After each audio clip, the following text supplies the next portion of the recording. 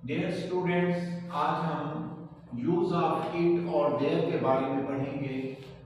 आमतौर पर ये लफ्ज बहुत ज़्यादा यूज होता है, हमारे लिखने में भी और बोलने में भी इस्तेमाल होता है। ये दोनों अल्फाज इट और देयर।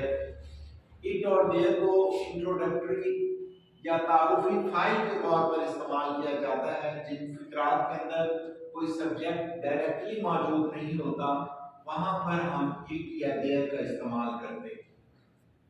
और इन दोनों अल्फाज का उर्दू में कोई तर्जुमा नहीं किया जाता। पहले हम करेंगे यूज ऑफ इट, कि इट को हमने किन किन फिक्रात के साथ इस्तेमाल करना है। नेचुरल औकात मसलन सुबह, दोपहर, शाम, रात, दिन या फिर अंधेरा, उजाला, जिन फिक्रात में ये लफ्ज इस्तेमाल होते हैं उनके साथ फिक्रात के शुरू में हम इट इस्तेमाल करते हैं। मसलन एक एग्जांपल लेते हैं हम, शाम का वक्त था, इट वॉज इवनिंग। इसी तरह से कमरे में रोशनी है, it is light in the room, it is light in the room. Number 2 पर ऐसे फिक्रात जिनमें कोई डेट दी हुई है, तारीख का जिक्र है, किसी वक्त का स्पेसिफिक वक्त का जिक्र है, किसी महीने का मंथ का जिक्र है या मौसम वगैरह का जिक्र है, तो ऐसे फिक्रात में भी हम इट का इस्तेमाल करेंगे। फिक्रे का आगाज इट से करेंगे। मसलन हम कहते हैं आज जुम्मा है, इट इज फ्राइडे, आज इतवार है, it is Sunday. It is the 10th of the February, आज फरवरी की 10 तारीख है। तो जैसे आपने देखा 10th का भी आ गया और उधर से महीने फरवरी का भी जिक्र है, तो हम फिक्रे का स्टार्ट इट से करेंगे। इसी तरह से हम कहते हैं कि अब सुबह के 8 बजे हैं, इट इज 8 AM। तो ये सारे फिक्रात आपने देखा इट से शुरू हो रहे हैं। ये सारी चीजें जितनी भी अंग्रेजी की बेसिक चीजें हैं जो बज़ाहिर हमें मुश्किल लग रही होती हैं, सिर्फ प्रैक्टिस करने से ही आसान होती है। आप जितना यूज टू करेंगे इट और देयर का अपनी लाइफ के अंदर, आहिस्ता आहिस्ता ये बिल्कुल पुख्ता होते चले जाएंगे आप।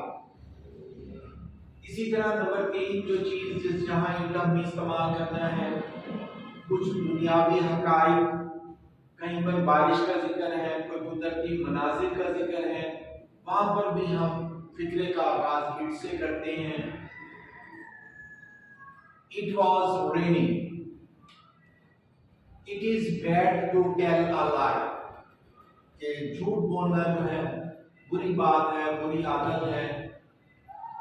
फिर हम देखते हैं नंबर 4 पर जो हमारे पास पॉइंट है वो है कि किसी बात पर अगर हमारा ऐसा फिक्र है कि जिसमें हम किसी बात पर जोर देते हैं, तो जोर देने के लिए भी हम इट का इस्तेमाल करते हैं। मसलन it is Ammar who help me, ये अम्मार है जिसने मेरी मदद की।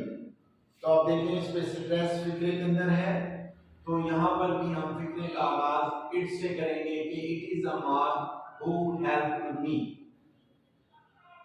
ये देख लेंगे इट के इस्तेमाल में, ये सारी चीजें जब आप जहन में रखेंगे और इन्हें बार बार फिक्रात में इस्तेमाल करेंगे तो इंशाअल्लाह ताला आपको इस पर कमांड हो जाएगी और फिर सारी उम्र आपको भूलेगा भी नहीं कि इट का इस्तेमाल कहाँ करना है। कोई इस तरह की कंफ्यूजन नहीं होगी कि कहाँ करूँ और कहाँ ना करूँ।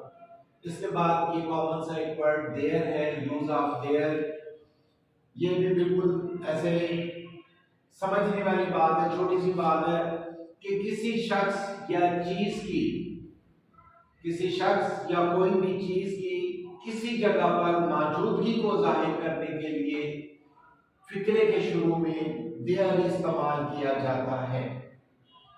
और ऐसे फिक्रात जो उर्दू के फिक्रात होते हैं, बाज़ का स्टूडेंट हमसे पूछते हैं कि सर कोई निशानी बताएं, कोई ऐसी अलामत कि हमें फौरन पता लग जाए कि हम यहाँ पर हमने देयर लगाना है, देयर से फिक्रा शुरू करना है। तो ऐसे फिक्रात में किसी न किसी गिनती का जिक्र होगा, काउंटिंग का जिक्र होगा, वहां पर हम देयर से फिक्रा शुरू करेंगे।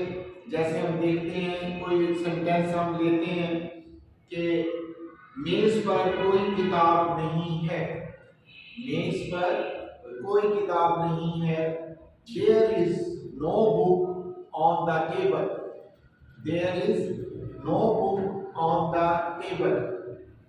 तो ऐसे फिक्रात में हम आगाज देखा फिक्रे का हमने जो है वो देयर से किया। कोई एक और फिक्रा लेते हैं हम, पानी में बहुत से मेंढक थे। There were many frogs in the water. There was many frogs in the waters. In the water. तो इस तरह के जैसे फिक्रात आमतौर पर हम बोलते हैं कि क्लास में 10 तालिब इल्म हैं। There are 10 students in the class. There are 10 students in the class. तो आपने देखा कि देर का इस्तेमाल एक और फिक्रा हम चले ले लेते हैं कि पिंजरे में शेर ना था। There was no lion in the cage. There was no lion in the cage. अब आपने इस प्रैक्टिस के बाद अंदाजा कर लिया होगा कि इट का इस्तेमाल हमने कहाँ करना है और देयर का इस्तेमाल कहाँ करना है। आपको फर्क भी पता लग गया होगा। इंशाअल्लाह ताला अगले लेक्चर के अंदर नई चीज के साथ हाजिर होंगे। अस्सलाम वालेकुम। वालेकुम अस्सलाम।